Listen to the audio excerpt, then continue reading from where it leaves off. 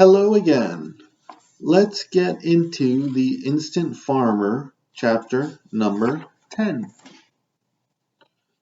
Sarah decides not to stay over tonight. She and Ken had an amazing evening, so now it is time for her to find her own bed. She does not want to offend him by leaving, but both of them know that it is the right decision. Getting dressed is not as hot as getting undressed. The sexual energy in the room is not out of this world. But there will be no more fooling around this evening. Sarah is fully clothed, and Ken is in his briefs and a t-shirt. She is totally checking him out as she is leaving. She wants some more of that another day. She tells Ken how amazing he is in the bedroom, and Ken tells her that he really liked the pizza toppings that she picked. Typical guy. She wants to be romantic and he wants to think about food. On that note, the two lovebirds say goodbye. Ken can't go to sleep tonight. He is just so curious of the seeds. He wants to grow something tonight. Something more familiar. Peaches. He wants to grow peaches. He knows that he shouldn't. What is he going to do with the fruit? Is he going to make juice for the rest of his life? He needs to figure this out soon. Okay, so peaches tonight. He picks up the package of seeds. He puts one in his mouth, bites down on it, then spits it out. As the seed is airborne, he yells out, "Peach!" Let it be done. The plant is created instantly. The roots find their way to the ground. Flowers grow on the plant. The flowers then give way to fruit. A couple dozen peaches in perfect condition are created. They hold steady at their peak of ripeness. Why did he grow something else? He hasn't learned his lesson yet? What lesson is to be learned? He has found the tree of life. He could create anything. He wants to count how many seeds he has left. It seems like a lot as he shakes the box of candy. He is too nervous to count them. Wow, what has just happened? What kind of emotion is going through Ken's mind? Now he must pick the fruit and watch the plant disappear. This is going to drive Ken mad. If he keeps growing crops, he will turn into a madman.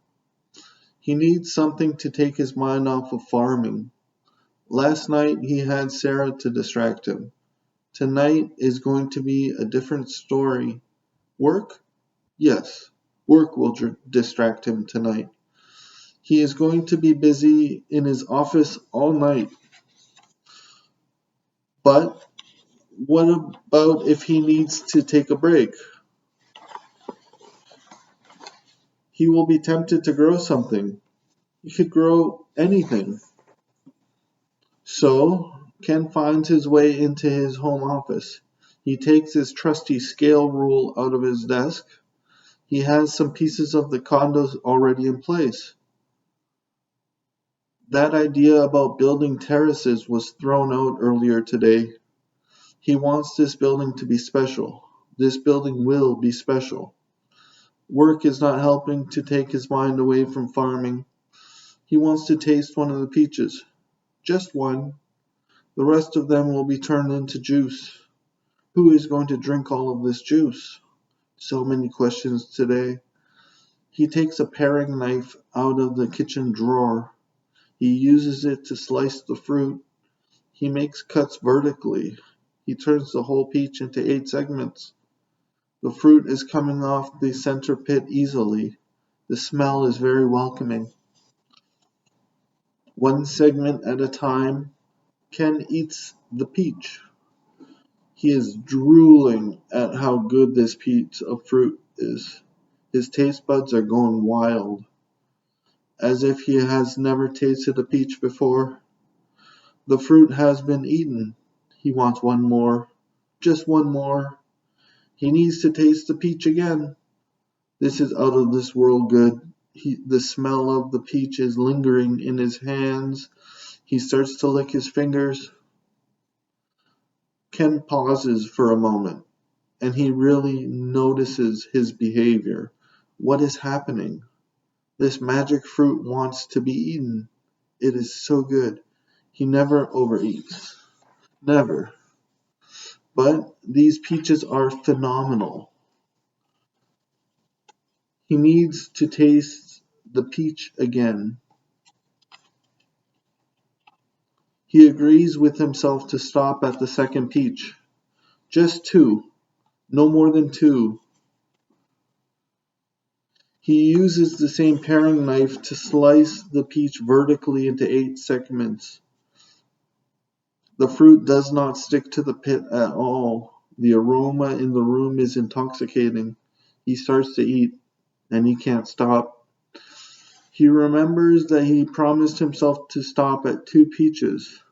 His willpower is taking control of his actions. He can taste the remainder of the fruit that is on his lips. He needs a shower. Yes, a shower right now is the perfect way to think about something else. Ken steps into his bathroom. He has an ensuite shower. It is actually a full bathroom, but the shower is the star of the room. The shower head is directly on top of the center of the bath. It is a high output unit and is considered to be a rain shower style. The person taking the shower absolutely gets soaked, and quickly.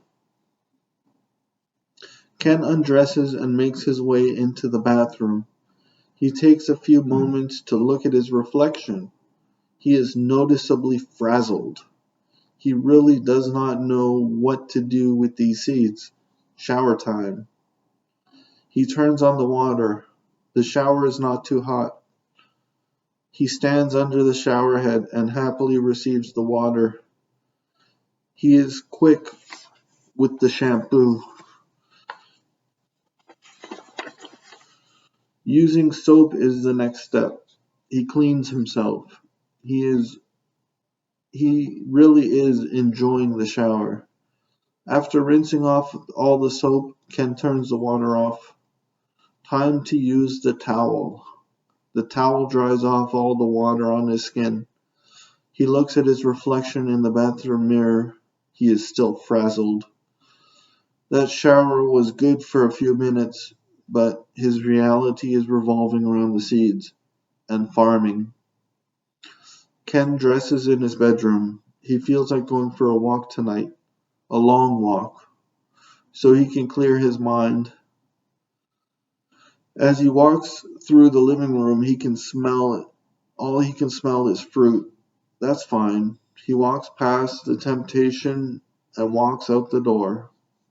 Outside of his building on this beautiful spring night, he takes a big breath of fresh air. He really likes the weather.